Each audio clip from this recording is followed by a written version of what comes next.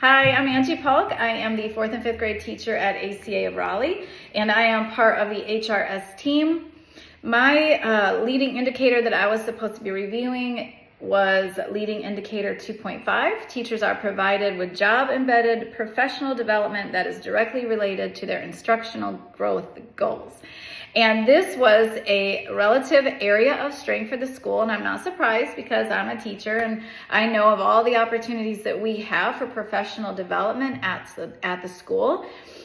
But it ended up being a very strong strength for the parents as well. According to the survey, their mean score was 4.64, which means they have great confidence that teachers at their child's school have regular opportunities to receive professional development, that the teachers have instructional growth goals, and that the teachers at my child's school receive coaching to help them achieve the instructional growth goals. So really strong confidence with the parents.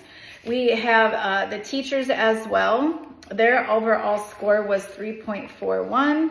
The only thing that was a little bit lower that probably brought that down a little bit was the indicator school leaders collect data about how effective professional development is improving teacher practices. So maybe a little bit not sure how the data was collected, but all the other scores, for example, online professional development courses and resources that are relevant to my instructional growth are available to me. That was 4.13. So a lot of strengths, and I had outlined a lot, and I'll kind of recap some of those. Let me recap them before I talk about the students' survey. So we just have a lot going on at the school that is job embedded professional development. We have monthly study groups.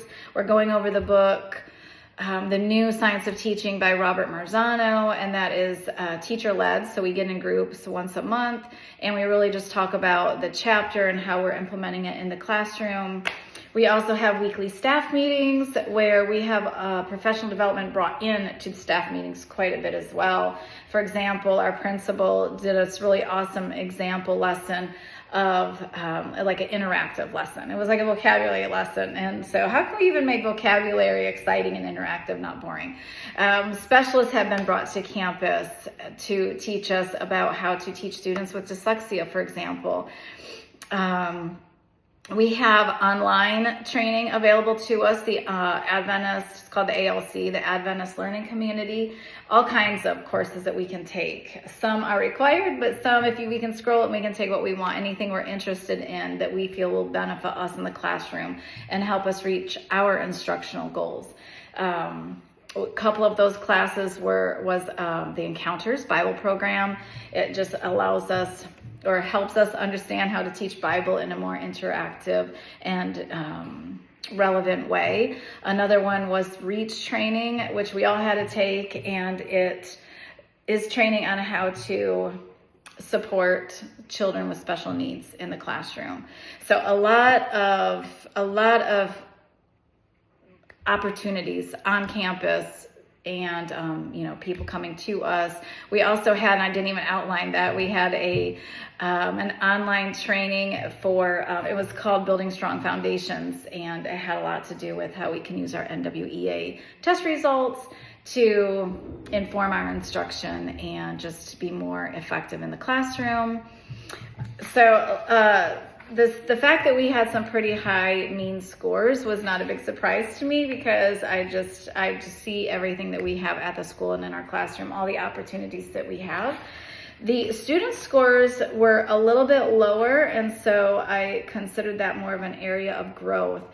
And I think it's just because as teachers, we don't communicate with the students as much as we should about the professional development that we are doing.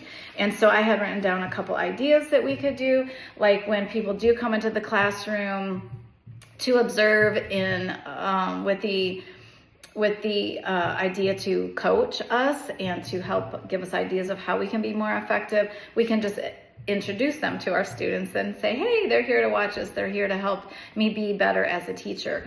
If we do set up a video, we can let them know, hey, I'm recording myself so I can reflect on how my teaching is. And so it helps me be a better teacher. That was the lowest score for the student survey. That was a 1.53.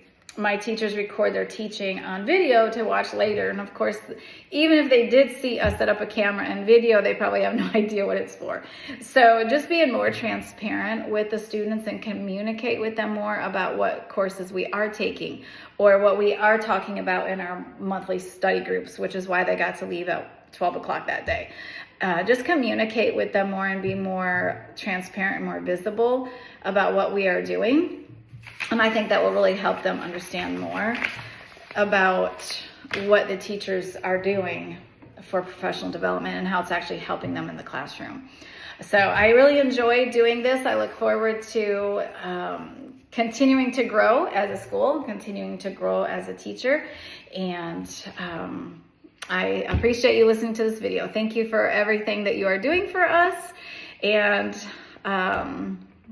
see you later.